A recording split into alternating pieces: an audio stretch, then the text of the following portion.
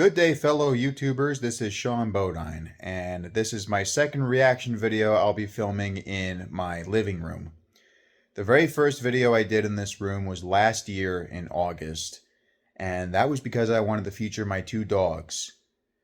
Now, unfortunately, they decided not to join me, I guess because they were tired. I mean, we did just get back from a walk after all, so I'm going to let them relax in the kitchen, but hopefully in my next reaction video, when I come back here, you will get the opportunity to see them. Until then, please feel free to check out my Facebook and Instagram. I've got plenty of pictures and videos showing off those too. Or if you want to see more of them on my YouTube channel, you're more than welcome to ask me to do that, and I'll be happy to accept your request. Until then, please take the time to enjoy this reaction video, and I'll see you again in future videos. What's happening, fellow YouTubers? This is Sean Bodine back with another reaction video. Now, a couple years ago, I reacted to an announcement video regarding a game from Studio 346 called Century of Steam. Now, there's been quite a variety of videos uploaded from Studio 346 since then. The newest one we're going to be reacting to is called The SP Fans Are Eating Good Tonight. Now, I should point out that this is the newest video on the channel. However, this was created in April. So, bear in mind there may be more progress that's been done since then, and it might take a while for me to upload this anyway. I'm recording this on July 2nd, so we'll see how things go. There's probably going to be another update that'll pop up after I upload this, but nevertheless, I'm looking forward to seeing what this has to offer. Hello everyone, this is Tom, the art director of Studio 346, bringing you another update on our upcoming video game, Century I of must Steam. admit, I'm surprised in from Art this month, since he is God. currently on the opposite side of the world doing Australian Steam. Oh, that's right. I forgot about that. that. Myself, Tristan, and a couple of the other devs have been under the weather. I've been meaning to check out more of Heist's content. So we have time to go back and recover. Matter of fact, my next reaction video will be from Heist's channel. Video, the one you're watching right now, is one of our shorter in-between episodes that we do every other month now. The longer video in March, which was made available a month early to Patreon supporters. A full day on the road. I watched a little bit of that. That was pretty fun. Facilities UI, the company heads-up display, icebox read for traffic, payout bonuses based on certain priming of commodities, improved locomotive feel, injector updates, firing updates, point switches with radial stands, a whole 12-mile round trip on Keystone, and actually making money on the railroad and tracking that in the company account for the first time. Just a ton of cool new things for March of 2025. We're super proud of what the sounds a little bit like Railroad. I've been playing a little bit of that here and there. You know, you have like the operate a real railroad. In our next big feature devlog. Unlike Railroader, though, Century of Steam focuses primarily on narrow gauge operations. Functionality, as well as getting there might be some standard gauge stuff, but I haven't seen any of that yet. Keystone, our Pennsylvania coal map, and jumping back into Inyo, our California and Nevada desert map, covering the Owens Valley of SP narrow gauge, and also the Tonopah mining region just over the hill. If you like, I'm liking the engines I'm seeing here. I mean, I know it's a real treat this month. Not quite done yet, but right now is the Nevada, judging by the title, I can tell it's just currently being modeled SP. by our lead modeler Daniel Gollery, and this is unique in that it fully encompasses two distinct locomotive classes in one. I have got to learn how to do modeling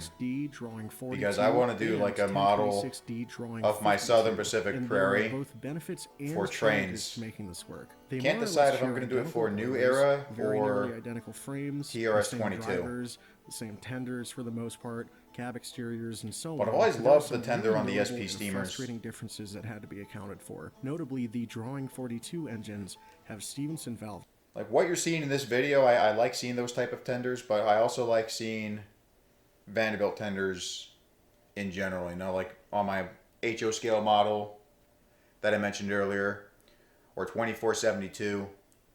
They don't do it on all the Southern Pacific steam engines, but a good portion of them, they have those Vanderbilt tenders, and they look really, really amazing. Gear.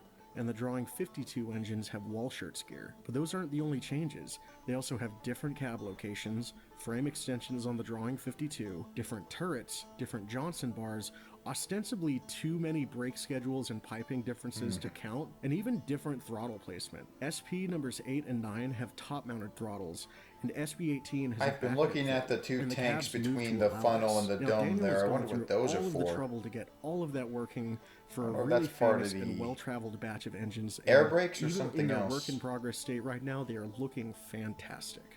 The NCO is a railroad that we instantly honed in on as something integral to the story of North American 3-foot narrow gauge because number 8's probably my favorite of the 460s I've been seeing so far. Railroads that was abandoned retired in early, 1955. but maintained Wow. its equipment well.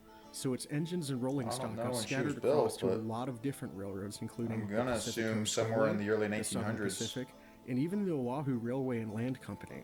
NCO retired in 1960. Wow. Last I checked, all of Southern Pacific steam engines were retired by 1958. Or I guess that's just for the standard gauge operations. SP8 and 9, and NCO12 was later renumbered and became SP18, which in 2017 became the first of 3 remaining NCO 10-wheelers restored to operation. Daniel has done a spectacular job representing these engines at various stages of their lives, and the NCO customization especially is a really underrated part of their history that needs more recognition. So it's really wonderful to be able to see the full history and context of these engines shine. If I'm not mistaken, she has a nickname called the Slim Princess. Is that all of these engines have semi-cylindrical tenders, sometimes called whale. Never seen the 18 in operation, but tend to only work with oil-fueled engines. I would like to go see what she's like. Oh. We do plan on providing a coal-burning option. Let's go back. I want to see.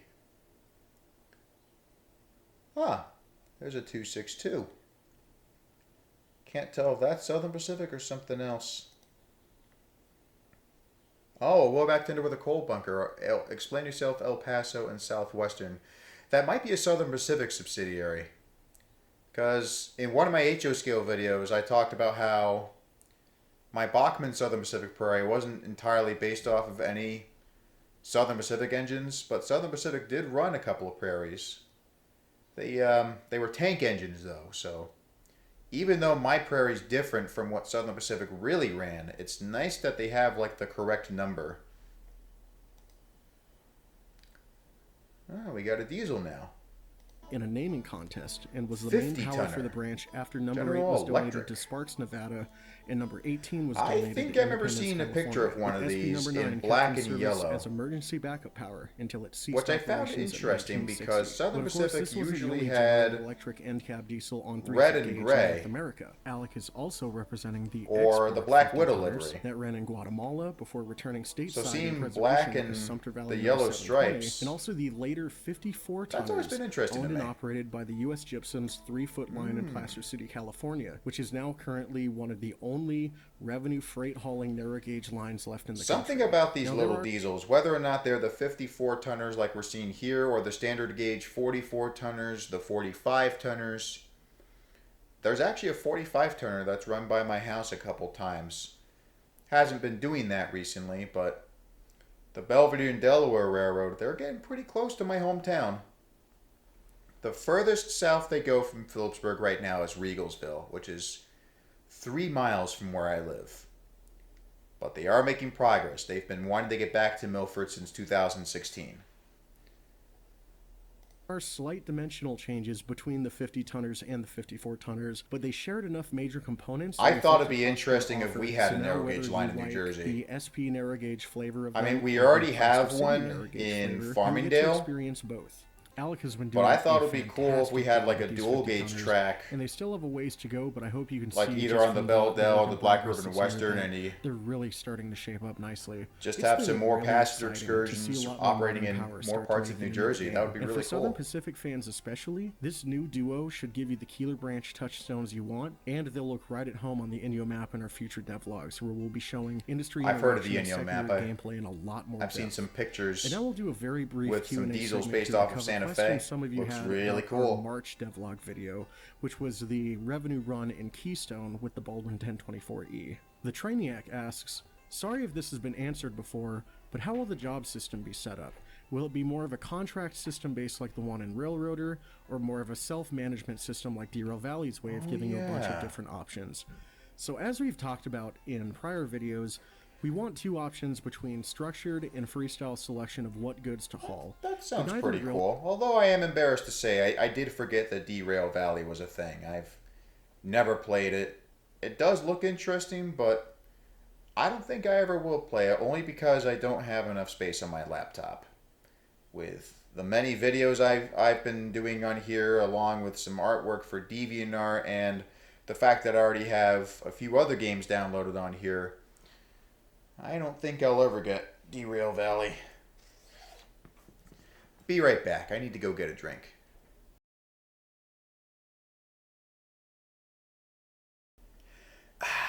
Now that's better. I remember Alec Baldwin saying that in Thomas and the Magic Railroad. And for some reason, that feels like a good quote for a soda commercial. Now, industries will vary depending on the region. For example, you wouldn't have an oil field or a coal mine up in Ponderosa because historically there was no local oil or coal to be sourced in the Lake Tahoe region. Now, that Makes being sense. said, you can still import coal or oil for running your fleet, and maybe in certain regions it's going to be a little more expensive based on the cost it would take to import those things in there, but you will still have access to all three fuel types in each level. It's just that cost-benefit analysis and the local benefit of one versus the other is going to change. But without giving away too much of the specific or smaller industries, because there's a lot of overlap given every region will support common carrier status. Things And like I just mail noticed trains, number 9's passengers, headlight has express been freight, and so finished, on. whereas Ponderosa, 8 and which is out of 18 Sierra still Nevada have logging some work map, to be done. has an emphasis on logging and tourism. One is Keystone, not like our the Pennsylvania other. Appalachian map, has an emphasis on coal mining, iron mining, and small-scale agriculture. San Juan, our Colorado Rocky Mountain map, has an emphasis on gold and silver mining and seasonal stock rushes, and then Inyo starts as a silver mining and large-scale agricultural region, but then it very Shouldn't be abruptly surprised. I changes knew there to was going to be some non-precious mining mineral of minerals. traffic in They the mentioned later gold and years after silver. around 1913 Wouldn't be or surprised if so. there were other minerals, And though. the reason for that, and I'm not joking here, is because Los Hang on. Angeles happened. Seriously, go Dynamite found during sabotage incidents in Owens Valley Aqueduct circa 1924. He mentioned Los Angeles. I'm going to rewind the video just a little bit to get a better understanding of what he was explaining. And the reason for that, and I'm not joking here, is because Los Angeles happened. Seriously, go look up the California Water Wars. It's some crazy stuff. Anyway, that's all we have time for this Okay, month. fair We enough. need to keep this video brief so that we can all That makes sense. I mean, when he mentioned the water wars, that reminded me of Chinatown, which also took place in Los Angeles. But that was set in 1939, so a bit ahead of what he was describing, but still related in a way. In fact, towards the end of the movie, you have one of the characters say, "If you can't bring the water to LA, you bring LA to the water." Well, sounds like they're about done. He just said that they were going to end the video, so we shall follow suit and end our video as well. I was expecting a little bit more gameplay footage, but you know what? It was still nice to hear what they had to say about the game. And like I said, my next reaction video will feature Heiss. We're going to check out one of his videos on his channel. He's always got a lot of cool stuff, and like I said, I was hoping he'd be in this video too, because he's basically the mastermind behind this, or at least they made him the president. And in my previous Century of Steam reaction video, I have referred to Heiss as the Jimmy Johnson of rail fans. Now, if you don't watch NASCAR, understandable, but if you've ever seen Jimmy Johnson, he's successful in what he does, and Heiss is more or less the same way in the rail fan community. So nothing but respect for that guy, and like I said, I'm looking forward to seeing what he has to offer when we react to one of his videos. So look forward for that in the future, and I hope to see you again soon.